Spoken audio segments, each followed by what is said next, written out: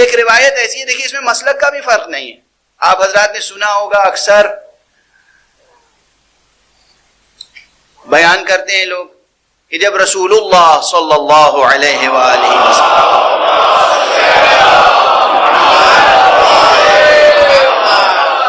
معراج پر تشریف لے گئے تو جب معراج سے واپس آ رہے تھے تو راستے میں حضرت موسیٰ علیہ السلام ملے اور انہوں نے کہا کہ اپنے رب سے اپنی امت کے لیے کیا لے کے آ رہے ہیں؟ کہا نمازیں، 50 وقت کی نمازیں. کہا فرزند ابراہیم، در یتیم آمنہ، مصطفیٰ، ارے تمہاری امت میں یہ سکت نہیں ہے کہ 50 وقت کی پڑھ سکے. واپس جاؤ، اللہ سبحانہ وتعالی سے کہو کہ پروردگار میں دست ادب جوڑ کے عرض کرتا ہوں میری امت نہیں پڑھ سکے گی 50 وقت کی نماز. تو واپس گئے حضرت، اور اس کے بعد خوب پڑھی جاتی ہے ممبروں سے، جھوم جھوم کے لوگ پڑھتے ہیں اور اونگ اونگ کے لوگ داد دیتے ہیں. یا اس کے برعکس اونگ اونگ کے پڑھتے ہیں اور آپ جھوم جھوم کے داد دیتے ہیں. حضور گئے اور حق سبحانہ و تعالیٰ نے کیا کیا؟ 10 وقت کی کم کر دی. اچھا جاؤ 50 نہیں تو 40. پھر واپس آئے اور پھر بیچ میں جناب موسیٰ نے کہا کیا ہوا؟ کہا 40. کا نہیں بھائی،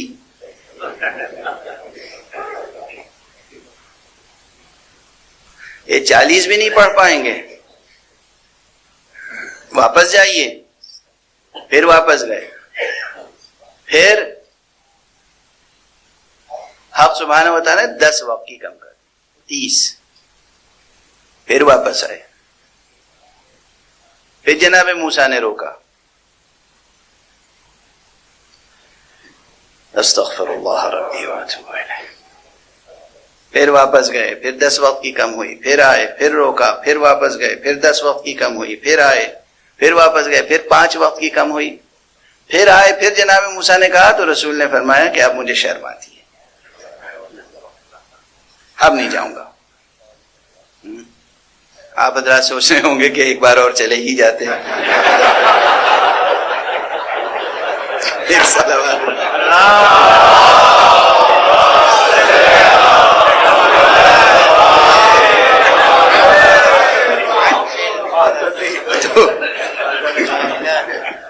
ایک اور صلوات پڑھ دیجیے.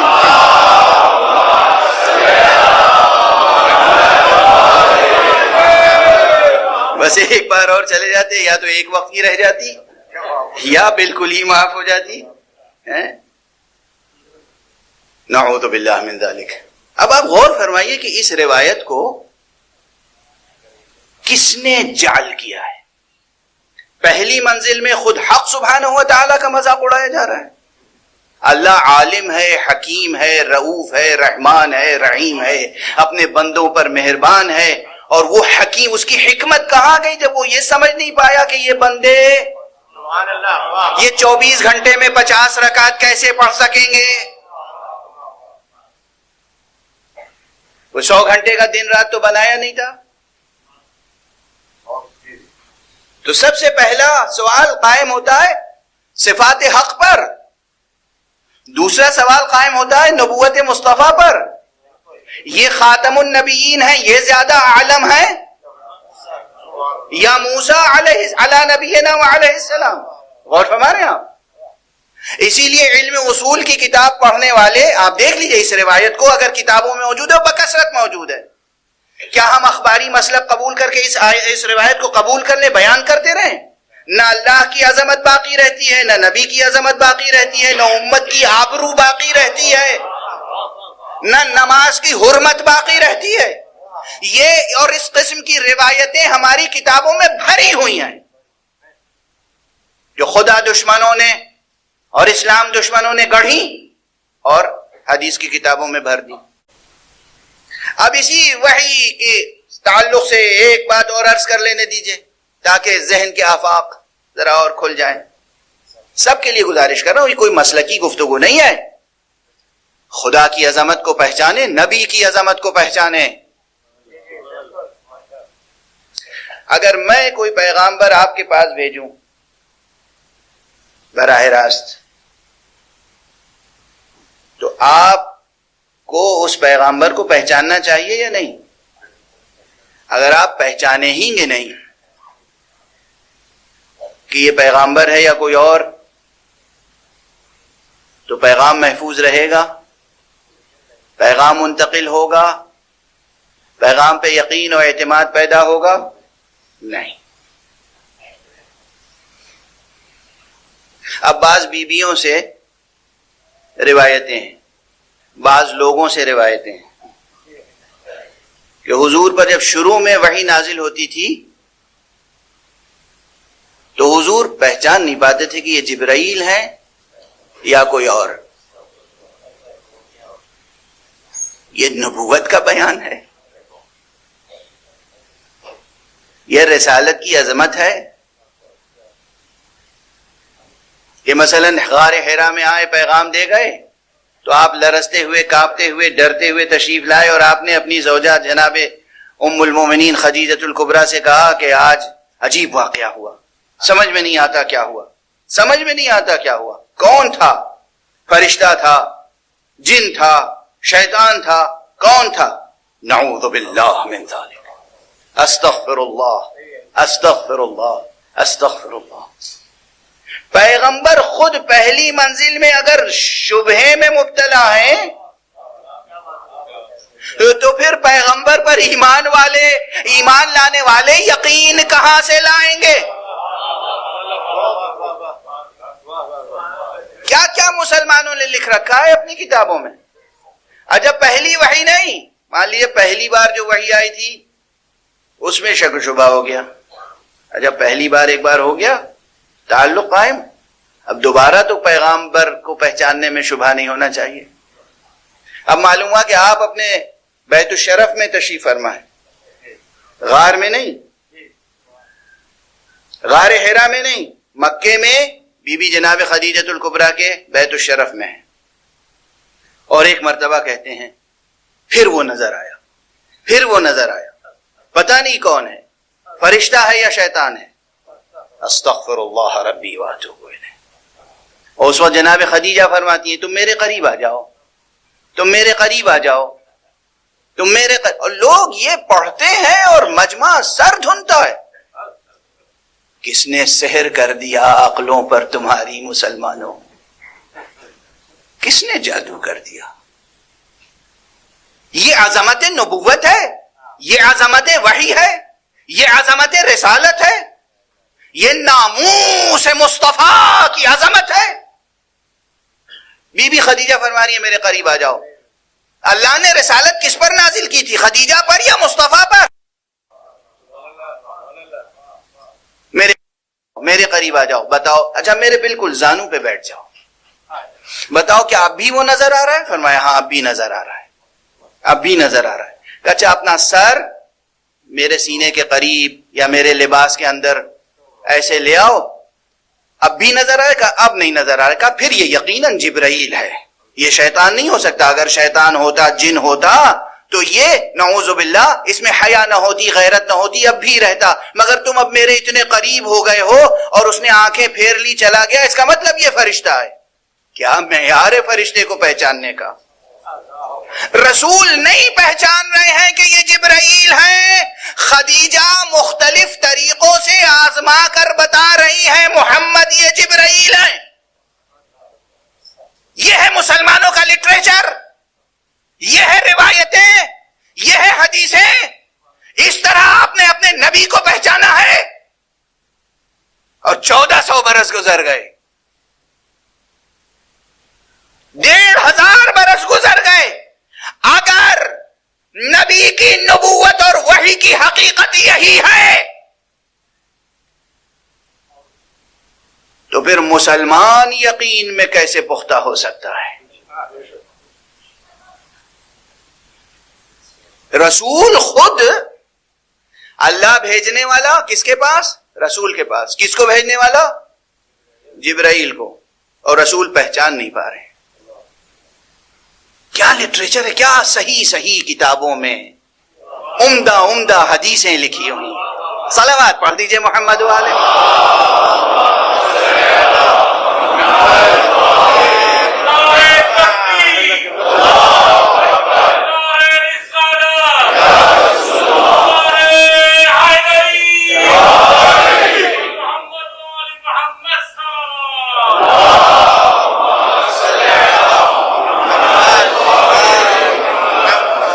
مسلمانوں عظمت رسالت کو پہچانو.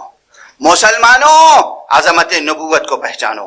مسلمانوں ناموس وحی کو پہچانو اور ان ہستیوں سے تعارف حاصل کرو جو نور نبوت دیکھتے تھے, جو نور رسالت دیکھتے تھے, جو خوشبو نبوت سونگتے تھے, جو نکہت نبوت سونگتے تھے, جنہیں رسول نے اپنے اجزاء قرار دیا ہے, رسول نے جن سے منیت کا رشتہ قائم کیا ہے. علی سے فرمایا علی منی و انا من, حسن کے لیے فرمایا حسن و منی, حسین کے لیے فرمایا حسین و منی. اگر وحی کا وہی فلسفہ ہے تو یقین فرمائیے قیامت تک کوئی صحیح طور پر ذہین انسان, عقل مند انسان, دانش مند انسان, کوئی حکیم, کوئی فلسفی, کوئی عارف ایمان نہیں لا سکتا, یقین نہیں حاصل کر سکتا. لیکن اگر وحی کی حقیقت کو جاننا ہو, اسی لیے بس اب ایک گریز ہے, وقت گزر گیا, بہت سمیٹ کے بہت طاقت جمع کر کے آیا تھا اور جو کچھ عرض کرنا چاہتا تھا آج وہ رہ گئی باتیں. لیکن بہرحال انشاءاللہ ابھی چند شبیں ہیں, گزارش کروں گا. یہ جملہ البتہ پہلے عرض کر چکا ہوں کہ کس وقت تاریخ عالم میں حسین کا ظہور ہوا ہے. کس وقت جب تخت بیٹھنے والے باغی شام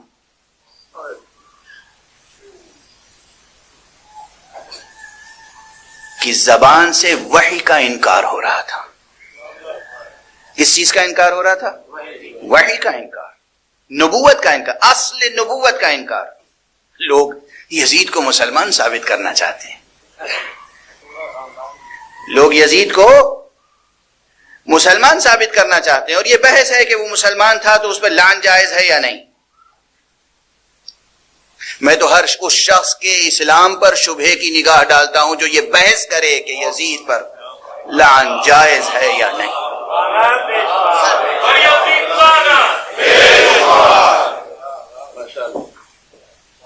کوئی فقیہ, کوئی مجتہد یہ بحث کرے کہ یزید پر لعنت جائز ہے یا نہیں, سمجھ لیجئے یہ نہ فقیہ ہے, نہ مجتہد, نہ عارف. اس کا کسی بھی چیز سے تعلق ہو سکتا ہے مگر خدا سے تعلق نہیں ہے. کسی دربار سے ہو سکتا ہے, کسی سرکار سے ہو سکتا ہے, کسی مسلک سے ہو سکتا ہے, کسی گروہ سے ہو سکتا ہے, مگر خدا سے تعلق نہیں ہو سکتا. اس لیے کہ یزید کی زبان پر کیا تھا؟ لعبت بنو ہاشم بالملک فلا ملک جاء ولا وحی نزل. یہ تو بنی ہاشم نے ایک کھیل کھیلا تھا, ایک ڈھونگ رچا تھا. نہ کوئی فرشتہ نازل ہوا تھا, نہ کوئی ملک آیا تھا, نہ کوئی وحی نازل ہوئی تھی.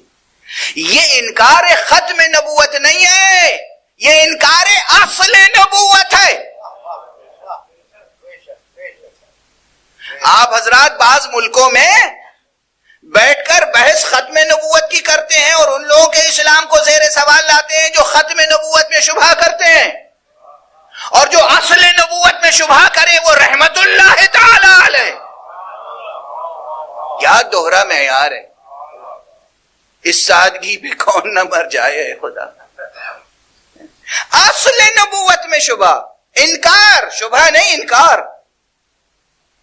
لعبت بنو ہاشم, بنو ہاشم نے کھیل کھیلا تھا, ڈھونگ رچا تھا. کس کی خاطر؟ ملک کی خاطر، اقتدار کی خاطر، حکومت کی خاطر. دیکھیے یہ فکر بنیادی فکر ہے. یاد رکھیے آج تک بہت سے مسلمان اسلام کے معنی یہی سمجھتے ہیں کہ ہمیں بس اسلامی حکومت قائم کرنی ہے. اگر اسلامی حکومت قائم نہیں ہوئی تو بس اسلام خطرے میں.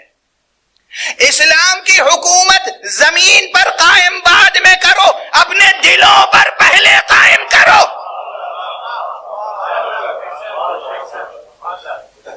جو صالح اسلامی حکومتیں ہیں ان کی آبرو اپنی جگہ محفوظ. لیکن یہ جو ادھر ادھر سے پیدا ہو جاتے ہیں، جو اسلحے کے علاوہ کوئی زبان نہیں سمجھتے.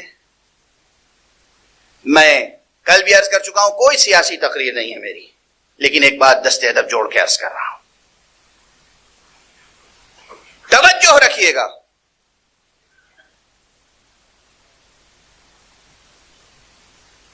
ایک طرف اسلامی حکومت قائم کرنے کا وہ طریقہ ہے کہ بچوں کو ذبح کیا جائے، عورتوں کو اسیر کیا جائے، بازاروں میں کنیز بنا کر بیچا جائے، اپنے ہی کلمہ گویوں کو ذبح کیا جائے، اور وہ کردار کہ جو خود ان کو بنانے والے ہیں وہ انہیں ڈس اون کریں. غور فرمایا آپ نے. واقعاً ایسے موڑ پہ گفتگو پہنچ جاتی ہے کہ مجھے پھر ایسے مقامات پر لفظ ڈھونڈنے کے لیے ڈکشنری کی ضرورت ہوتی ہے، اور ڈکشنری میں جو الفاظ ملتے ہیں وہ بیان کرنے کے لائق نہیں ہوتے.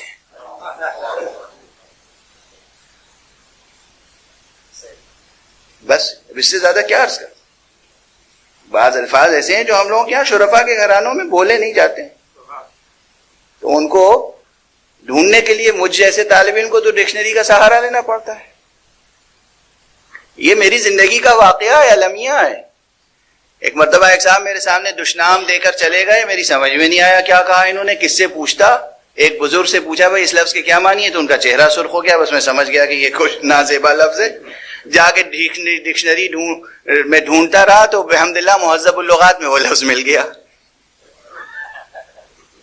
پروردگار بلندیاں عطا فرمائے جناب میرزا مہذب لکھنوی صاحب کو. یادگار کارنامہ ہے، اس میں کوئی شک نہیں. میں عرض کر رہا ہوں مجبوری ہوتی ہے ہم جیسوں کی.